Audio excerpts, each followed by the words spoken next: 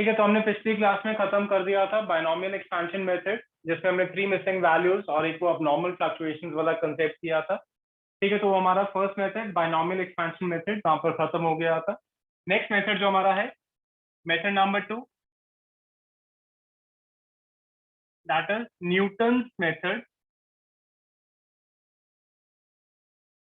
Of advancing differences.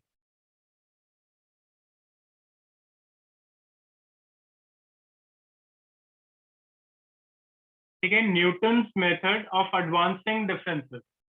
मैंने आपको बताया था जब हमने चैप्टर स्टार्ट किया था कि इस चैप्टर में जो 3 मेथड्स हैं, तीनों की अपनी कंडीशंस हैं, जिसको ध्यान में रखते हुए आपने क्वेश्चन में जो भी रिस्पेक्टिव मेथड अप्लाई होना चाहिए वो अप्लाई करना है। ठीक है, जरूरी नहीं है कि गिवन क्वेश्चन में आपको बताया गया हो कि बायनॉमियल से सॉल्व करिए या न्यूटन से सॉल्व करिए या लेग्रांज से सॉल्व करिए। कोई बताएगा मुझे न्यूटन की हम सॉरी बायनॉमियल की हमने क्या कंडीशन डिस्कस की थी? हाँ जी, अर्पित आप सर एक्स बताएंगे। के सामने सर वैल्यूज होनी चाहिए और एक्स सीरीज इक्विडिस्टेंट होनी चाहिए। वो दोनों ने एक ही चीज बोल दी, वो एक्स के सामने की वैल्यू कैलकुलेट करनी है, जिसको हमने इक्विडिस्टेंट वैल्यू ऑफ एक्स बोला था।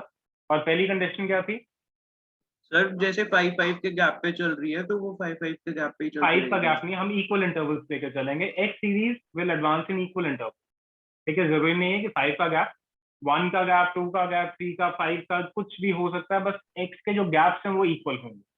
ठीक है, तो दो हाँ कंडीशन थी, एक्स सीरीज इक्वल होनी जरूरी है इक्वल इंटरवल्स में, और एक्स के सामने की ही ये गिवन वैल्यू ऑफ वाई हमें कैलकुलेट करनी है। तो उस केस में हम बायनॉमियल मेथड को अप्लाई कर रहे हैं। ठीक है, तो न्यूटन्स की जो कंडीशन है वो क्या कहती हैं? पहली कंडीशन सेम है as that of the binomial method, x series advances in equal intervals।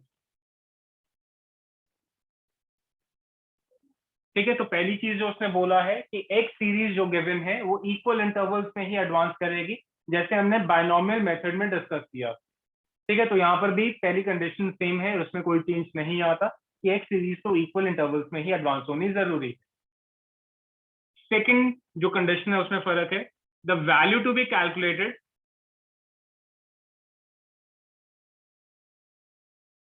is one which is not equidistant from a given value of x।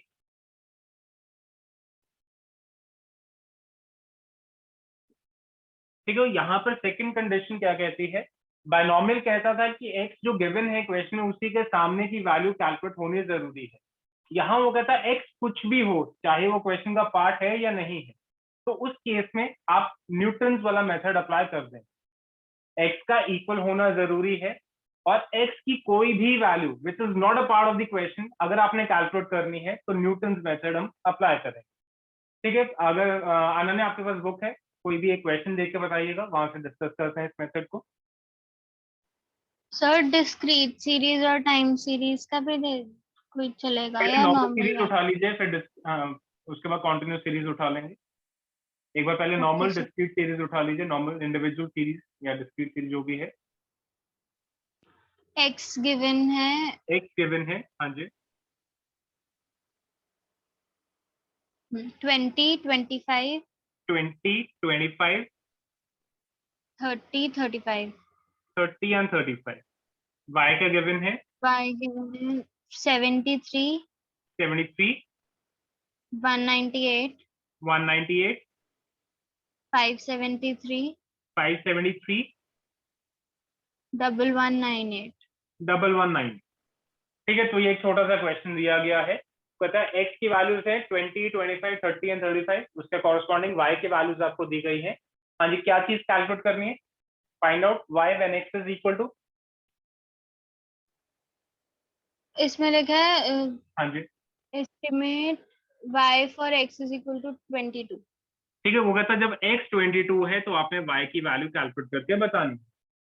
ठीक है, तो ये छोटा सा क्वेश्चन, मेरे ख्याल से सेम क्वेश्चन अगर 15 मार्क्स में आया भी था फाइनल से। एक्स गिवन है, कॉरस्पॉन्डिंग वाई दिया गया है, वो कहता है जब एक्स 22 होगा तो वाई की वैल्यू क्या होगी वो आपने कैलकुलेट करके बतानी। कंडीशंस अप्लाई करते हैं इस गिवन क्वेश्चन पे। एक्स इक्वल है, बिल्कुल इक्वल है। एक्स 22 फाइंड आउट करना है which is not a part of the given question. अगर मैं इस क्वेश्चन का पार्ट बनाता भी हूँ, अगर 22 को यहाँ डालता हूँ तो पहली कंडीशन खत्म हो जाएगी, खराब हो जाएगी। तो इसका मतलब x इक्वल चलता है और जो गिवन वैल्यू ऑफ x है, और सॉरी जो वैल्यू ऑफ x हमने फाइंड आउट कर रहे हैं that is not a part of the given question. तो हम न्यूटन मेथड को अप्लाई करते हुए इसकी कैलकुलेशन कर सकते हैं। ये चीज समझ आती है? हाँ जी प्लीज एक बार बताइएगा, Yes. ये चीज समझ आती है? अगर मैं कहता कि find out the value of y when x is equal to 15, तो हम कौन सा मेथड लगा देते हैं? तभी यही तो लगता भी है या न्यूटन से लगता। तो भी नहीं लगता, न्यूटन 10 का डिस्टेंस आ जाता। न्यूटन से भी निकाल सकते थे, वो आपका बायनॉमियल से भी निकल जाता। अगर मैं 15 को क्वेश्चन का पार्ट बनाता, x अभी भी इक्वल रहता और गिवन पार्ट का सामने ही हमें एक वैल्यू कैलकुलेट करनी होती। तो अगर मैं पर 15 आपने कहा कि y अगर 15 बना दे तो y 15 नहीं, find out y when x is equal to 15।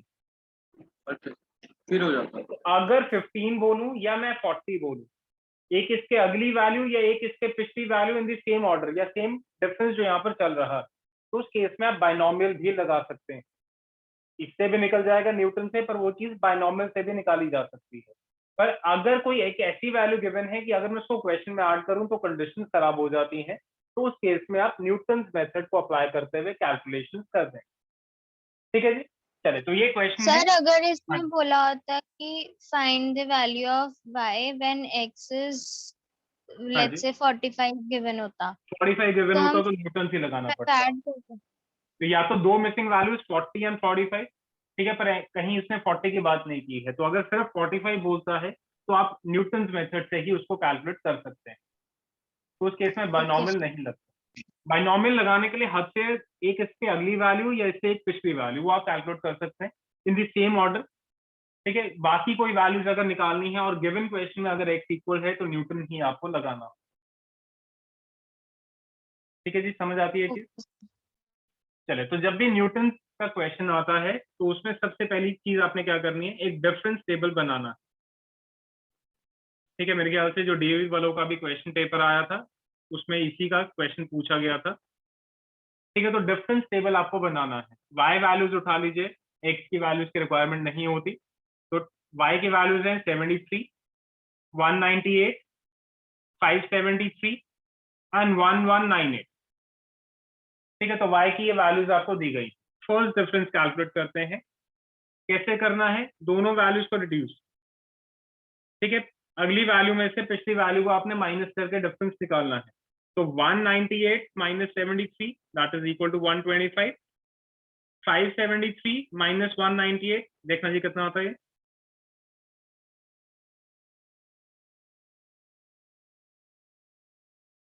बताना प्लीज एक बार क्या क्या। तो 198 minus 73 that is 125। 573 minus 198 that is equal to 375 375 and 1198 minus 573 that is equal to 625। Yes हाँ जी तानिश, ये चीज समझ आती है?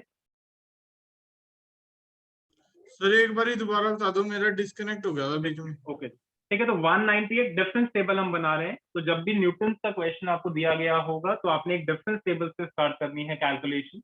डिफरेंस टेबल में सिर्फ y की वैल्यूज उठा लेंगे, x की रिक्वायरमेंट नहीं होती। तो जो भी वैल्यूज हैं, अगली वैल्यू माइनस पिछली वैल्यू, ठीक है, अगली वैल्यू माइनस पिछली वैल्यू, अगली वैल्यू माइनस पिछली वैल्यू।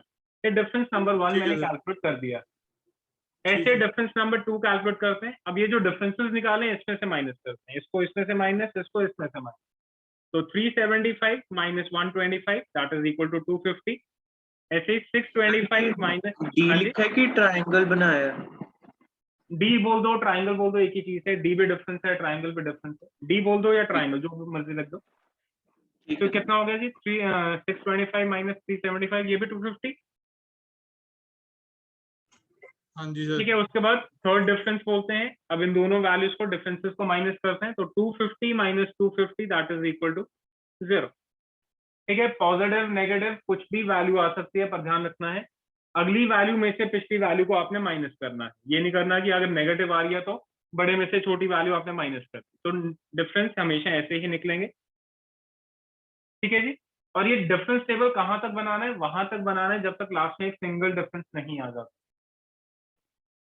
दोबारा से बोल रहा हूँ, ये डिफरेंस टेबल वहां तक बनेगा, जरूरी नहीं कि हर बार डिफरेंस 3 तक बनेगा, वहां तक बनेगा जहां तक लास्ट में एक सिंगल डिफरेंस नहीं आ जाता। या आप इसको ऐसे बोल सकते हैं, जितनी टर्म्स गिवन है उससे एक कम तक आपका डिफरेंस टेबल बनता है। तो 4 टर्म्स गिवन थी तो थर्ड डिफरेंस तक आपको ये टेबल बनाना हो। एक और वैल्यू होती तो एक और डिफरेंस निकल जाता, एक और वैल्यू, 2 वैल्यूज और होती तो 2 वैल्यूज और यहाँ पर कैलकुलेट हो जाता। ये चीज समझ आती है? Yes sir. Yes sir. ठीक है, तो जो भी आपने डिफरेंसेस निकाले, डिफरेंस 1 2 3 और जितने भी होंगे, उसकी सिर्फ फर्स्ट वैल्यूज आपको अपने फॉर्मूला में जरूरत पड़े। ठीक है, ये नहीं है कि सिर्फ पहली निकाल के छोड़ देनी है, क्योंकि अगर पहली बाकी नहीं निकालोगे तो अगली वैल्यूज कैलकुलेट नहीं है। चाहिए सिर्फ मुझे जो फॉर्मूला में अप्लाई करनी होंगी, सिर्फ फर्स्ट वाले जितने डिफरेंसेस हैं वो हमें चाहिए। ठीक है जी, तो सबसे पहले कैलकुलेशन एक्स की करते हैं। X is value of x to be calculated minus value of x at x0 divided by difference in the values of x।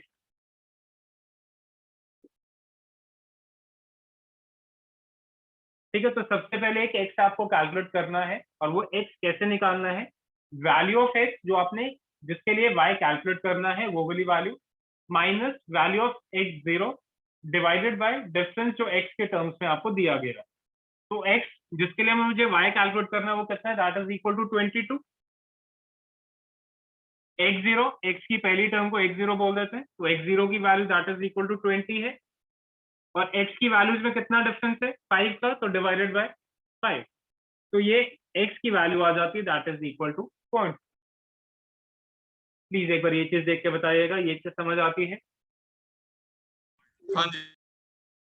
ठीक है, तो जो x आपको दिया है अच्छा। जिसके लिए y निकालना है वो वाली वैल्यू, माइनस x की सबसे पहले वाली टर्म डिवाइडेड बाय x की वैल्यूज में जो डिफरेंस चल रहा है आपने उससे उसको डिवाइड कर देना है, तो x ये कैलकुलेट हो जाए। अब y फॉर x, अब फॉर्मूला की बात करते हैं। y फॉर x मतलब y 22 जो हमने कैलकुलेट करना है उसके लिए फॉर्मूला क्या है?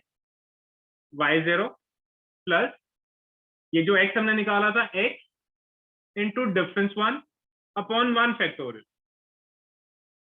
Plus x into x minus 1 second difference upon 2 factorial plus x minus 1 x minus 2 third difference upon 3 factorial plus up to जितने आपके पास डिफरेंसेस होंगे। तो यहाँ पर मेरे पास 3 डिफरेंसेस हैं, तो मेरा फॉर्मूला 3 डिफरेंस तक चला जाएगा। अगर एक और डिफरेंस होता तो आगे फॉर्मूला क्या बन जाता? x into x minus 1 into x minus 2 into x minus 3 into 4th difference upon 4 factorial। एक और डिफरेंस होता है x minus 1 x minus 2 x minus 3 x minus 4 into 5th difference upon 5 factorial। ठीक है, तो ये फॉर्मूला कहीं खत्म नहीं होता, जितने डिफरेंसेस होंगे वहां तक आपको ये फॉर्मूला एक्सटेंड करना होगा। ये देख के बताइए, ये क्या समझ आई है आपको? Yes sir. ठीक है, सबको समझ आती है? तनिष, कार्पेट, आप लोग भी प्लीज एक बार रिप्लाई करिए। अनन्या? ठीक। Yes sir. Yes sir. ठीक है जी, फैक्टोरियल्स कैसे निकालते हैं कोई बताएगा? 3 फैक्टोरियल का क्या मतलब है? 3 into 2 into 1। 3 into 2 into 1। 5 factorial का मतलब 5 into 4 into 3 into 2 into 1। तो जिस भी टर्म का फैक्टोरियल निकालना है वहां से डिसेंड करते हुए 1 तक आना है और सारी टर्म्स को मल्टीप्लाई करना है। ठीक है, तो 7 फैक्टोरियल मीन 7 6 5 4 3 2 1 सबको मल्टीप्लाई करना है। ठीक, तो 1 factorial 2 factorial 3 factorial and so on, जितना फॉर्मूला एक्सटेंड होगा उतने ये फैक्टोरियल्स आगे बढ़ते जाएंगे। तो यहाँ पर अब yx मतलब y22 कैलकुलेट करना है। yx जिसको y22 बोल रहे हैं वो मुझे कैलकुलेट करना है। y0 y की पहले वाली term that is equal to 73 plus x जो यहाँ पर मैंने निकाला था दैट इज 0.4 डिफरेंस 1 पहले वाला डिफरेंस, पहली वाली वैल्यूज आपने उठानी है दैट इज इक्वल टू 125 1 का factorial that is equal to 1। ठीक है, अगला plus x 0.4 into x minus 1 0.4 minus 1 second difference की पहले वाली value that is 250 divided by 2 factorial that is 2 into 1 plus 0.4 x 0.4 minus 1 that is x minus 1 0.4 minus 2 x minus 2 third difference that is equal to 0 divided by 3 factorial that is 3 into 2 into 1. तो यहाँ पर मेरी यहीं तक calculation है, अगर आगे formula होता तो आगे की कैलकुलेशंस भी हम डाल देते। तो देखिए क्या क्या वैल्यूज आती हैं। 73 प्लस ये आपका हो जाएगा 25, नहीं 25 नहीं 50, 50 हो जाएगा, प्लस ये अगला देखना जी क्या आता है 0.4 into minus 0.6 into 250 divided by 2,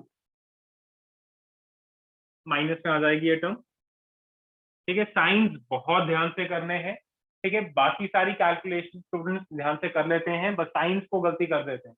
ठीक है, तो यहाँ पर ये वाला टर्म माइनस में आ जाएगा और एक सिंगल टर्म है माइनस में, तो पूरा आंसर नेगेटिव में रहेगा। देखना जी क्या आती है वैल्यू, -30 -30 आ रही है। ठीक है, लास्ट वाली टर्म 0 से मल्टीप्लाई हुई है तो वो 0 बन जाएगी। तो इसका मतलब मेरा y22 का क्या आंसर होना चाहिए, 123 minus 30 that is equal to 93। तो ये मेरा आंसर कैलकुलेट हो जाएगा। एक बार प्लीज देख के बताइएगा, कोई चीज अगर नहीं समझ आई तो मैं एक्सप्लेन करता हूँ। ठीक है, तो मैं एक क्वेश्चन लिख रहा हूँ, प्लीज इसका आंसर मुझे सॉल्व करके बताइएगा। आपको एज गिवन है दैट इज 20, 25, 30, 35 एंड 40। ठीक है, और इसके कॉरेस्पॉन्डिंग आपको प्रीमियम गिवन है that is equal to 230, 260, 300, 350 and 420। आपको बोला गया है calculate premium at the age of 26। ठीक है, तो ये आपको क्वेश्चन दिया गया है, एजेस गिवन है, कॉरेस्पॉन्डिंग प्रीमियम्स दिए गए हैं, तो आपसे पूछा गया है आपने प्रीमियम कैलकुलेट करके बताना है व्हेन द एज इज 26। ठीक है, नेक्स्ट क्वेश्चन एक बार स्टार्ट कर लेते हैं।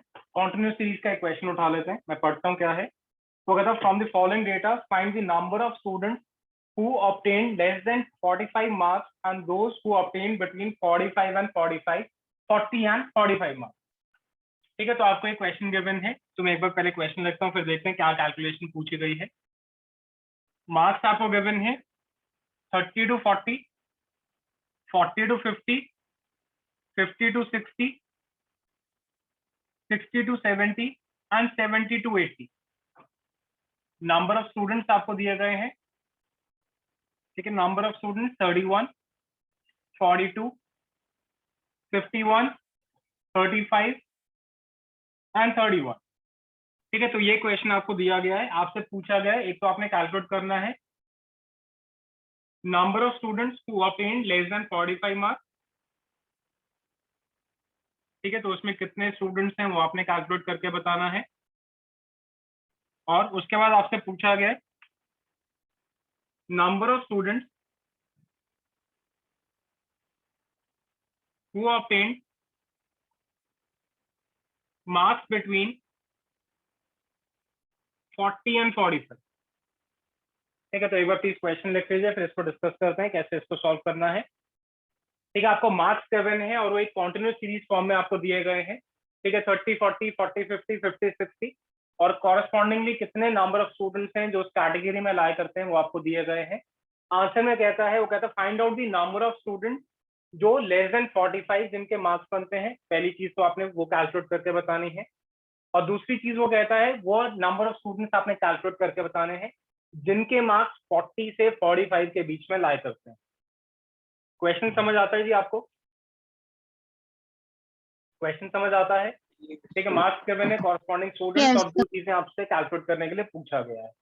तो जब भी कॉन्टिन्यूस सीरीज का क्वेश्चन आपको दिया होगा न्यूटन के क्वेश्चन के फॉर्म में, ठीक है, तो कॉन्टिन्यूस सीरीज के क्वेश्चन को आपने कॉन्टिन्यूस जिसको हम क्यूमुलेटिव सीरीज बोलते थे उसमें कन्वर्ट कर देना। ठीक है, दोबारा रिपीट कर रहा हूं, अगर कॉन्टिन्यूस सीरीज का क्वेश्चन आपको दिया गया है तो उस कॉन्टिन्यूस सीरीज के क्वेश्चन को आपने क्यूमुलेटिव सीरीज में कन्वर्ट कर देना। कोई मुझे बताएगा क्यूमुलेटिव सीरीज हम किसको बोलते थे? लेस देन मोर देन वाली। लेस देन या मोर देन वाली। ठीक है, जिसमें लेस देन या मोर देन होता था उसको हम क्यूमुलेटिव सीरीज बोला करते हैं। तो इस पहले तो इस गिवन क्वेश्चन को लेस देन सीरीज में कन्वर्ट करते हैं।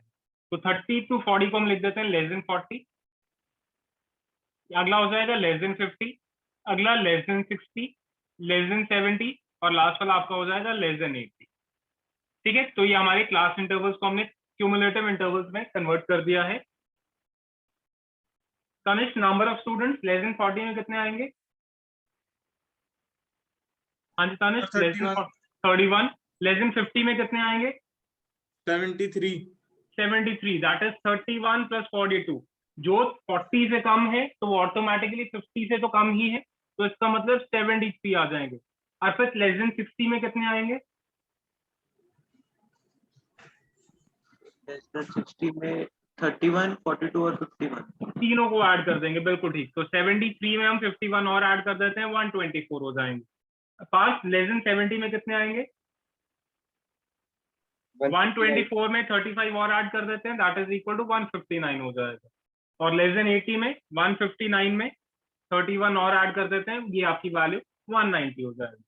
तो ये आपका x बनेगा, ये आपका y बनेगा। अब हमें कैलकुलेशन करनी है, ठीक है। तो x आपने लेस देन को भूल जाइए, 40, 50, 60, 70, 80 हो गया। x इक्वल है, y की वैल्यूज ये हमारे सामने है। तो पहला वो कहता है आपने क्या कैलकुलेट करना है, वो कहता है जब x 45 है तो उसके सामने y आपने कैलकुलेट करना है, ठीक है। तो 45 is not a part of the given question, तो फटाफट से मुझे 45 का एक बार आंसर कैलकुलेट करके बता दीजिए, ठीक है। तो कॉन्टिन्यूस सीरीज का क्वेश्चन जब भी होगा, क्यूमुलेटिव सीरीज में आपने इसको कन्वर्ट करना है, लेस देन या मोर देन।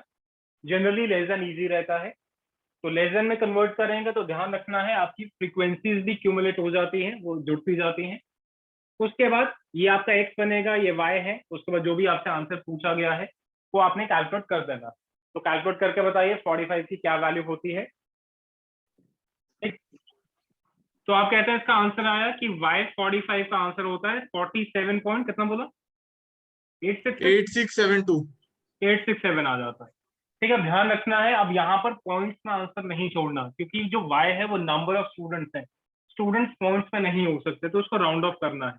तो इसका ना y 45 का आंसर 48 अप्रोक्सीमेट बेसिस पे हम बोल देंगे। अगर नॉर्मल टर्म्स होती तो पॉइंट्स में छोड़ देते, कोई दिक्कत नहीं, पर नंबर ऑफ स्टूडेंट्स के ठीक मैंने है। y में, तो इसको पॉइंट्स में मत छोड़ना। 0.5 से ऊपर होगा तो हायर साइड पे राउंड ऑफ कर देना, कम होगा तो लोअर साइड पे इसको राउंड ऑफ करके दिखा देना। तो पहला आंसर तो हमने ठीक है, कैलकुलेट कर दिया कि इसका कितना आंसर आता है, दैट इज इक्वल टू 48। हाँ जी तनिष्क, बता सकते हैं नेक्स्ट आंसर कैसे निकालेंगे? बिटवीन 40 एंड 45, 40 से 45 के बीच का आंसर आपसे पूछा है, तो कैसे निकाल सकते हैं? अब इसमें तो आपने लेस देन गिवन था तो डायरेक्टली निकाल दिया है। अब 40 to 45 गिवन है तो कैसे निकालें? लेस देन 45 सर हमने वो भी आंसर सेम ही निकाला, होंगे। नहीं जी, लेस देन 45 हमने निकाला, कितने चलिए। स्टूडेंट्स हैं, दैट इज इक्वल टू 48। हमने निकाला लेस देन 40 सर हमें लेस कितने देन दिए 40 थे? माइनस तो ये लेस देन 50 वाला निकालेंगे। नहीं, 40 to 45 आपको दिया है ना, तो 40 to सर लेस देन 45 40 वाला माइनस कर देंगे। लेस देन 40 वाला माइनस कर देंगे 31। तो इसका मतलब 40 to 50 के बीच में कितने लाया करते हैं, दैट इज ओनली 17 स्टूडेंट, ठीक है। तो ऐसे क्वेश्चन बहुत बार पूछता है। तो अगर किसी इंटरवल के बीच में पूछा है तो ये दोनों साइड की वैल्यूज आपको पता होनी जरूरी है। तो लेस देन 45 हमने निकाल लिया, लेस देन 40 क्वेश्चन में गिवन, तो 45 माइनस 40 का आंसर कर दीजिए, वो आपका ये इस इंटरवल का आंसर निकल जाए। अगर वो आपको कहता 45 से 55 के बीच की वैल्यूज कैलकुलेट करके बता दीजिए, तो कैसे करते हैं? लेस देन 45 हमने सर कैलकुलेट कर 55 रखा वाला है, भी कैलकुलेट करते पहले। लेस देन 45 आपने कैलकुलेट कर रखा है, तो पहले तो आप क्या करते हैं, लेस देन 55 का आंसर निकालते, ठीक है। तो पहले लेस देन 55 का आंसर निकालते हैं, तो लेस देन 55 का आंसर माइनस लेस देन 45 का आंसर, वो आपका 45 से 55 के इंटरवल का आंसर कैलकुलेट हो जाता है। देख के बताइए प्लीज, एक से समझ आती है?